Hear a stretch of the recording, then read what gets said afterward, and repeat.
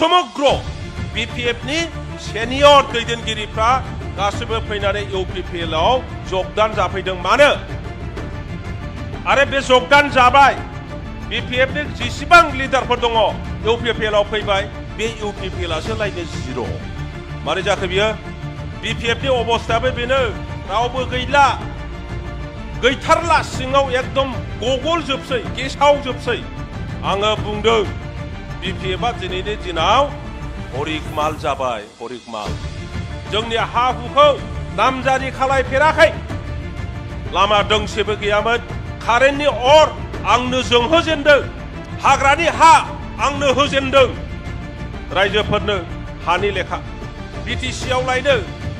हानि अधिकार गैयानो सोरबाया किय बर' आरो अनाबर' राजनीति करि पेलाय आमाक ठगाय गल 10 বছর MP হই গল অনাবরর পরা আমার অনাবর বড় সকলক নালাগে কারণ নাম তুই অনাবর লইছে অনাবর ভাই সকলক কি দিব পারিছে গুবনা যেসেবাংকি বুঙা মানে বেলেগ নেতা বিলাকে যি কয় খক যি করে করক কিন্তু আমি এই চিৰাংদুৱাৰ বাকি হিসাবে BTC বাকি হিসাবে এক গোট হৈ থাকিম যেন আমাৰ কোনো ব্যক্তি কোনো ৰাজনীতি দলে হেইছৰ কৰিব নোৱাৰে খুলুমবাই নমস্কাৰ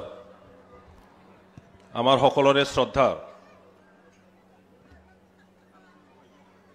আমাৰ MP শ্ৰীযুত জয়ন্ত বসুমতাৰী ডাঙৰীয়া ইয়াতে উপস্থিত সকলোৰে শ্ৰদ্ধা BTCৰ অন্যতম EM শ্ৰী ৰঞ্জিত বসুমতাৰী ডাঙৰীয়া উপস্থিত আমাৰ সিডলি সমষ্টিৰ MLA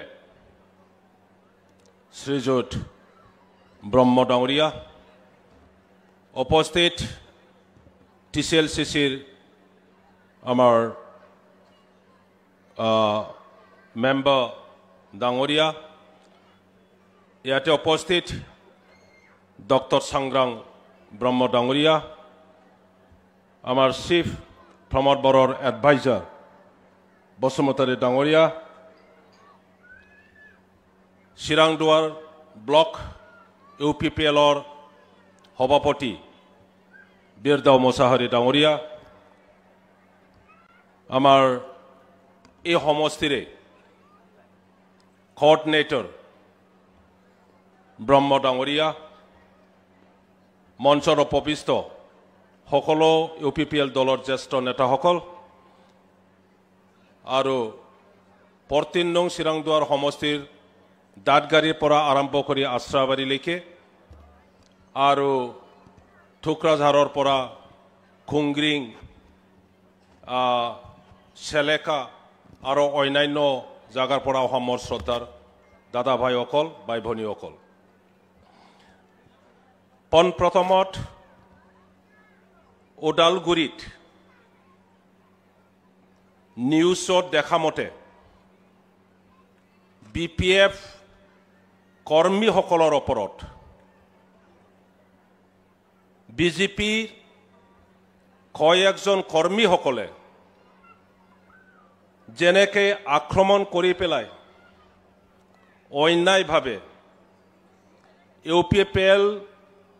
কৰ্মীসকলক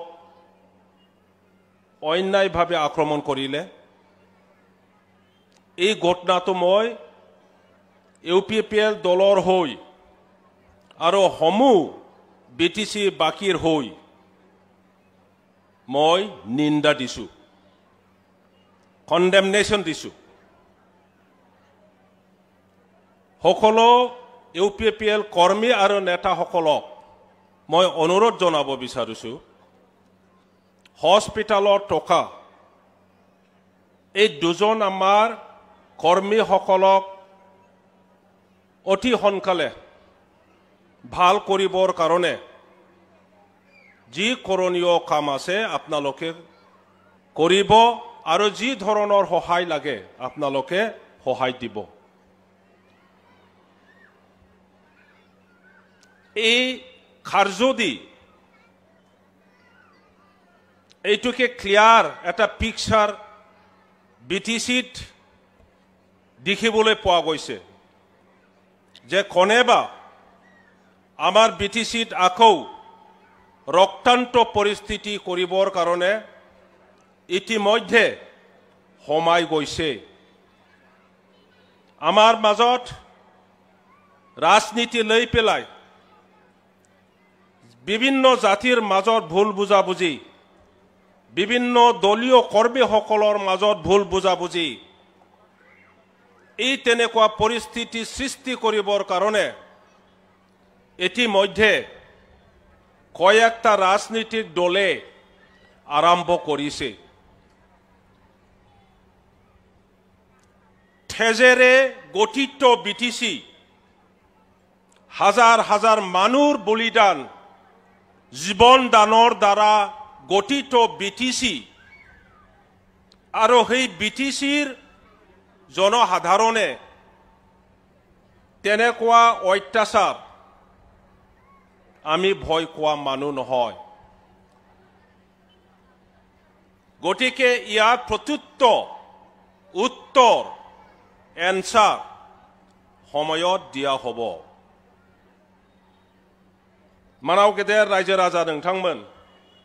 आं बुंनाय खोथाखौ निश्चय नोंथांमोनहा बुजिनो हाबाय। मैया इउपिपिएल दोलोनि माखासे कर्मीफ्रा लामाजों फैगासिनो थानाय समाव मोनसे दोलोनि मानसिफ्रा बिथांमोनखौ सिखा लानानै आक्रमण खालामदों, दानदों। बिसोरो दा हस्पिटालाव दङ। आं बे खोथाखौनो बुंदों। जोंनावबो खालामनो फैगासिनो दङ। बेबायदि घटनाफोरखौ जोंनावबो खालामफैगोन आरो सोर खालामगोन, माब्रै फैगोन, बे खोथा बाथ्राखौ नोंथांमोनहा बयबो खम बेसि परिमानै हयथ' एसे एनै मिन्थिखागौ। जों गिग्रा नङा। जों गिग्रा नङा। जोङो बे हाजो खर'आव रायजो जानाय, बेवहाय जोनोम मोननानै बिनि दै, बार, बिफां लाइफां, दाउमा दाउसाजों सम्पर्क गोनां जों साफा साफा व्यक्ति। बबाहाय हाब्रु जायो, बबाहाय हाखर जायो, बहा दैबाना जायो,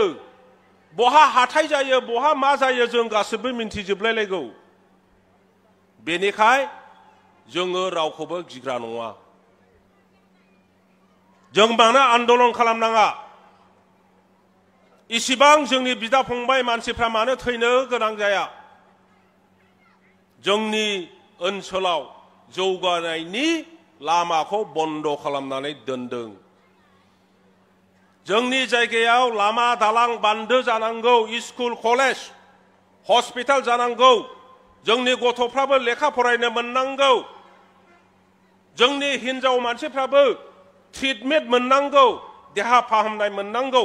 जोंनि मानसिफ्राबो एसे साइकेल, मटर साइकेल, मटर गारि सालायनो हानांगौ, जोंनि मानसियाबो थुरिनि न'निफ्राय सिमेन्टनि न'आव थानो मोननांगौ, जोंनि गथ' गथाया मोजां गाननो मोननांगौ, गोजांनायनिफ्राय बारग'नो जोंबो दुसानिफ्राय एसे खम्बल जोमनो मोननांगौ। नै बेबायदि खोथा लानानैनो जोङो आन्दोलन खालामनांदों। जोंनि हा हुखौ नामजारि खालायफेराखै। भारत स्वाधीन जानायनि उनावबो इसिबां बोसोर जोंनि हा हुखौ नामजारि खालामनानै होआखै। जोंनि बे समग्र बर'फोरल' नङा, बेवहाय थानाय नेपालि मानसि, बाहाय थानाय राजबंशी, सूत्रधर, आदिबासी गासिबो जोङो हानि नामजारि मोनबोआखै। अफिसाव थांब्लानो सैया सैया खालायो। जोंनि मानसिफोरखौ सिङाव हाबनो होआ, गोलोमदै मोनामो, बायदिसिना गाज्रि गाज्रि बुंनानै अफिसारफ्रा जोंनि मानसिफोरजों रायलायामोन। दिनै फैयै फैयै आन्दोलननि दारैहाय जोङो जोंनि बेफोरबायदि ओनसोलनि जौगानायनि जि दरजा बन्द जानानै दंमोन, बे दरजाखौ जोङो खुलिदों। बिटिसि जानायनि उनावहाय बे ओनसोलखौ जौगानायनि लामाथिं लांनायनि बेलायाव जोंनि बे समग्र दैदेनगिरिफोरजों लोगोसे आंबो बाहागो लानो मोनदों। डेपुटि चिफ जानानै बे जायगानिफ्रायनो आङो 15 बोसोर बिटिसिनि डेपुटि चिफ जादों। लामा दोंसेबो गैयामोन, लामा बानायनो आरम्भ खालामदों। स्कुल मोजां गंसेबो गैलामोन स्कुलखौ लुफिननो सुरु खालामनाय जादों हस्पिटाल गैलामोन डाक्टार सासे नुफेरलामोन नार्स सासे नुफेरलामोन आरम्भ खालामफिननाय जादों कारेन्टनि अर आंनो जोंहोजेनदों हाग्रानि हा आंनो होजेनदों रायजोफोरनो हानि लेखा दिनै फैयै फैयै जोङो गासिबो दैदेनगिरि एमपि इएम जों ज' लोगो मोनलायबाय आरो जोङो साबसिननिफ्राय साबसिन मावलांगोन बे समाव गोबाङा बुंनो नागिरदों बिटिसि आव लायनो हानि अधिकार गैयानो सोरबाया मा खोथा बियो আমি বিচাৰিছো বিটিচিৰ নেতাসকলে সদায় বিচাৰিছে যে ইয়াত সব জাতি গোষ্ঠীৰ মানুহে সুৰক্ষিত হ'ব লাগিব সিকিউৰড হ'ব লাগিব আন্দোলনৰ জড়িত এই অঞ্চলত আমাৰ ল'ৰা ছোৱালী খেল ধেমালিৰ পৰা দূৰত থাকিব লগা হৈছিল পঢ়া শুনাৰ পৰা দূৰত থাকিব লগা হৈছিল বহুত ধৰণৰ ঘটনা ভয় আশংকা বিটিসি গঠন হল বিটিআর গঠন হল আজি সব জনগোষ্ঠীৰ নেতাসকল একগোট হৈ পেলাই এই বিটিসি নিৰ্মাণ কৰিবৰ কাৰণে আগুৱাই আহিছে ইয়াত কোনো এটা জাতিৰ মাত্ৰ সিকিউৰিটি বা সুৰক্ষিত হ'ব নালাগে এইটো হ'ব নোৱাৰিব প্ৰত্যেক জাতি গোষ্ঠী ইয়াত সুৰক্ষিত হ'ব লাগিব কিন্তু আজি কয়েকজন নেতা কয়েকজন দলৰ নেতাবিলাকে কৈ আছে বলে তেখেতসকলে অনা বড়সকলৰ সুৰক্ষিত কৰিবৰ কাৰণে কাম কৰিম কি কথা এইটো অকল অনা বড়সকলে সুৰক্ষিত হ'ব লাগে নেকি আমি বড়সকলে সুৰক্ষিত হ'ব নালাগে নেকি অনা বড় যেনেকৈ সুৰক্ষিত নহয় বড়বিলাকো তেনেকুৱা সুৰক্ষিত নহয় সুৰক্ষিত হয়তো অকল জীৱন লৈ পেলাই নহয় ইকনমিক সিকিউৰিটি থাকিব লাগিব পঢ়া শুনাৰ শিক্ষাৰ সুৰক্ষিত হ'ব লাগিব ঘোৰা পুৰা সুৰক্ষিত হ'ব লাগিব আমাৰ দেহা বিমাৰ আজাৰৰ পৰা আৰোগ্য হৈ পেলাই আমাৰ জীৱন আমাৰ সুৰক্ষিত হ'ব লাগিব আমি জীয়াই থকাৰ যি প্ৰয়োজনীয় বস্তু বাহিনী আমি পাব লাগিব আমাৰ জীৱন সুৰক্ষিত হ'ব লাগিব কিয় বড় আৰু অনাবড় বড় আৰু অনাবড় ৰাজনীতি কৰি পেলাই আমাক ঠগাই গ'ল 10 বছৰ এমপি হৈ গ'ল অনাবড়ৰ পৰা আমাৰ অনাবড় বড়সকলক নালাগে কাৰণ নামটো অনাবড় লৈছে অনাবড় ভাইসকলক কি দিব পাৰিছে দমকল এটা দি গৈছে নেকি অনাবড়ৰ নেতাসকলে ৰাস্তা ঘাটৰ কথা বাদ দিয়ক কম্বল এটা দি গৈছে নেকি মুছাৰি এটা দি গৈছে নেকি এই অঞ্চলত যিমান গাঁৱে গাঁৱে হুধু কোনেও কোৱা নাই যে মই অনাবড়ৰ নেতাৰ পৰা এমপিৰ পৰা অমুকৰ পৰা এটা মুছাৰি পাইছো এটা দমকল পাইছো আজিলৈকে শুনিবলৈ পোৱা নাই যি হ'ব আমাৰ দ্বাৰাই হ'ব যি কৰিব লাগে আমি সকলোৱে একগোট হৈ পেলাই আমি বুজো কোনটো জায়গাত কি প্ৰয়োজন আছে नङा होमबा अबाहाय मा नांगौ जोंसो मिन्थिगौ दिनै गोबोरखिनि मानसिफोरनो मा नांगौ जोंसो मिन्थिगौ बे गुवाहाटीनि मानसिया बहा मिन्थिनांगौब्ला सेलेखानि मानसिफोरनो मा नांगौ दादगारिनि मानसिफोरनो मा नांगौ जों मिन्थिगौ आसाबारिनि मानसिफोर थुक्राझारनि मानसिफोर खुंग्रिंनि मानसिफोरनो मा प्रयोजन जों मिन्थिगौ बेनिखायनो रायजो राजाफोर गुबुना जिसेबांखि बुङा मानो बेलेग नेता বিলাকে যি কয় কক যি কৰে কৰক কিন্তু আমি এই চিৰাং দুৱাৰ বাকি হিচাপে বিটিসি বাকি হিচাপে একগোট হৈ থাকিম যেন আমাৰ কোনো ব্যক্তি কোনো ৰাজনীতিক দলে হেৰচেৰ কৰিব নোৱাৰে गिनांगौ जेबो गैया सोरबा सोरबा बुंगासिनो दं इउपिपिएलआ जिर'नो इउपिपिएलआ जों जिर' नामा खाम्फा बरगयारिया दिनै चन्दन ब्रह्मआ दिनै सानसुमा खुंगुर बसुमतारिया दिनै नोंनि हेमेन्द्र बसुमतारि एमएलएआ दिनै परमेश्वर ब्रह्म एमएलएआ दिनै हितेश बसुमतारि एमएलए दिनै बे बिजनीनि एमएलए कमल सिंह नार्जारी समग्र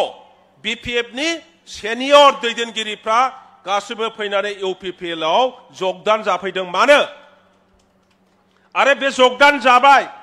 BPFनि जेसेबां लिडारफोर दङ UPPL आव फैबाय बे UPPL आसो लायनो जिर' मारै जाखो बियो जाय मानसिया हाथायाव गावनि बुस्थुखौ फाननो हाया बियो माब्रै फाननांगौ जायो आब'मोन मोजांथार एक नाम्बारथार एकदम न'आवनो गायनायथार नै दामाबो खम लांदो आगै लांदो होना अथ'स' हनै सोरबा लाबोनायखौसो बायस'नानै एसे खानानै फानदों नङा बेबायदि दिनै BPFनि अबस्थायाबो बेनो BPFनि अबस्थायाबो बेनो रावबो गैला गैथारला सिङाव एकदम गगलजोबसै गेसावजोबसै आरो बेखायनो बुंनांगासिनो दङ BPFआनो एक नाम्बार BPFआनो सरखार जाखाबाय उमुगानो चिफ जाखाबाय बायदिसिना खोथा बुंनांगासिनो दं आङो बुंदों BPFआ दिनैनि दिनाव हरिकमाल जाबाय हरिकमाल आरो बेनो सैथ्य जागोन नोंथांमोनहा बे इलेक्शननि उनाव नुगोन गांलाब गोग्लैनायनि उनावहाय मा जागोन गासिबो बेनि दैदेनगिरिफ्रा फैगौ आरो 26नि जे MLA इलेक्शन दङ बे इलेक्शननि 26नि MLA इलेक्शननि आगोल BPFनि जा दा थाबोनाय दैदेनगिरि बिथांमोन गासिबो UPPL आव फैजोबगोन बे ओंखायनो जोंनि गेजेराव नांलायनांगौ खमलायनांगौ गैया नेताया सोर जों उमुगब्लासो जागोन जों जेबो मोनाखिसै बोराबनाय खुद्रिनाय नै बेबायदि थायोब्ला दलाव आघात फैयो मास मोनथाम लथारसै मास मोनथाम आब' ओइ माबा अरुणोदय आं मोनाखै ओइ माबा अनसाय माबा स्किमनि नामफोरखौ आंनाव गोसोआव थायाखै दाबो उमुग मोनाखै जोंना सेल्फ हेल्प ग्रुपआ ओरै होनलांथारदोंमोन दैदेनगिरिया ओरै दाबो मोनाखै जों थाला जों गैला माब्लाबाबो दाबुं जोङो थांगोन जयैब्लासो जों थांगोन जै गोग्लैबाय जयैनो गोग्लैजोबनानै हाखराव थांगोन खिन्थु हाखराव गोग्लैनाय लुबैदों ना जोङो जयैनो गसंनो लुबैदों जों गसंनोसो लुबैयाखै होनबा गथिखे मोननाय मोनै जानाय जायैखौ नैबे समाव खुगायाव दालाबो जोङो खौसेथानि साहानि खोलानि सोनाबनि होनलायलायनो दा प्रयोजन गैया हालुवायाबो जोंनि मानसि साखरियालाबो जोंनि मानसि हिनजावाबो जोंनि मानसि हौवायाबो जोंनि मानसि लेंग्रायाबो जोंनि मानसि फुटबलाराबो जोंनि मानसि बेमारियाबो जोंनि मानसि फालवानाबो जोंनि मानसि मिन्थिबाय बे रोखोमसो रावखौबो जुजाय माइगाब खालामनो नाङा बयबो ज' थागोन जयैनो मावलांगोन दिनै जि नुबाय नोंथांमोना नाहर आब'आ एसे गसंनाय नों बे सिनिया नों गसंनाय अननानै ओरै नाहरनाय बेसेबां दं मानसिया नोंनि आइडियाव बेसेबांसो दे जिरायदो बेवहाय सियारखौ बसायदों 10,000 सियार 10,000 सियारा थोआखिसै हनै सेंग्राफ्रा लाबोनानै बैयाव दोनबावनांबाय बेखौनो लाङै लाङै बसायगासिनो दं 10,000 जाबायब्ला दाख्लै बुंखानाय जादों जे सासे मानसिया बे फार्स्ट पेज सेकेन्ड पेज होनलायनाया जे सासे मानसिया न'खरनै खांनांगौ न'खर मोनसेयाव बेसेबां थायो भटआलाय अन्तत' बोराय बुरै थाबाय फिसाजो थाबाय नङाबा फिसाला थाबाय सोरनावबा बोराय बुरै फिसाला आरो बिहामजो जों साब्रै लाला मोनसे न'खराव साथाम लाबाय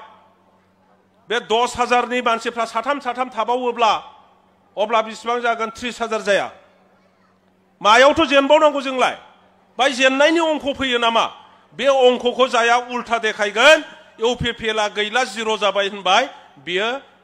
लेखा रोङैयासो बेखौ बुंगोन बेयाव अंक रोङा बियो मिन्थिबाय बेवहाय जेसेबां नोंथांमोनहा दङ बयबो बेखौनो बुंगोन जोंलाय बोरै जेनजाबावनांगौ जेननायनि अंकआनो बाहाय नंखाया बे जाबाय जायखिजाया आं गोलाव बुंफ्रांबाय जोंहा MP बिथां दङ आरो बे आसनि बासनिफोरनि सोमोन्दै बिथाङानो मोजां बुंगोन गोबां आसनि लानानै दिनै इउपिपिएल सरकारा खामानि मावगासिनो दङ जों बेखौनो लुबैदों जे जोंनि कृषक मानसिफ्रा आबाद मावनानै जानो जि सुबिदाफोर नांगौ बेखौ मोननांगोन सासे कृषकनो मा नांगौ हालुवानो एवनो थाखाय नांगोल नांगौमोन गोदो दा नांगोलजों एवनो हाला पावार टिलार नांगोन ट्रेक्टर नांगोन गोदो अखा हादैजों गायनांगौ जायोमोन खाथिजों दै बाना जानानै थाङो ओरै माइ गायनायाव दै गैया जायो गतिके इरिगेसन नांगोन जावनो थाखाय खदाल नांगोन दै सारनायनि बेबस्था थानांगोन जोंनो जोलै मोजां नांगोन माइयानो जाथों बेसरानो जाथों सरकारा जोंनो मोजां जोलै नांगोन बेफोरबायदि सुबिदाखौ हालुवाफोरनो नांगोन आबाद दैखांनायनि उनाव फाननानै जानो दाम खमाव जेन' फाननाङा उचित दाम मोनो बिनि थाखाय मोजां बाजार बानायनानै होनांगोन एखमब्ला मा जायो बायग्राफ्रा बिराद जुदि आबादा दङ दामखौ खमायनानै होयो बोसोरसे थिगसे बुगदावना होगोन बेनिफ्राय हालुवाफ्रा सानबाय कृषकफ्रा सानबाय ओइ देग्लाय बेसरनि दामा बिराद जादोंलै बेसरखौनो आबाद खालामनांगौ बेसरखौ खालामजोब्बाय जेब्ला बुरजा दामखौ द्रोद खमायनानै होबाय जेन' बे रोखोम खालामनो हाया जोंनि सरकारा बेफोरखौ आबाद लानांगोन जोंनि बेबसाय खालामनानै जाग्राफ्रा जायगा फैनानै बुस्थु बायनो हानायनि बेबस्था थानांगोन जोंनि गथ' गथाया मोजां फरायनो मोननायनि स्कुल कलेज मास्टार मिस्ट्रेस बिनि बेबस्था थानांगोन जोङो चिकित्सा मोननो थाखाय हस्पिटाल नार्स डक्टर बेबस्था थानांगोन जायखिजाया जोंनि जि साननाय हनाय सरकारनि साननाय हनाया बे दस्रा नङा जाथायतनि बेबस्था जेरैबो लामा जानांगोन जोङो गोबाव खस्थ' मोनबाय आंनि दिननिफ्रायनो लामाया हरै ससे जायो ओरै बायफिनो ओरै ससे जायो खोलाना बायफिनो नैबे जोंनि जीवन रेखा बे लामाया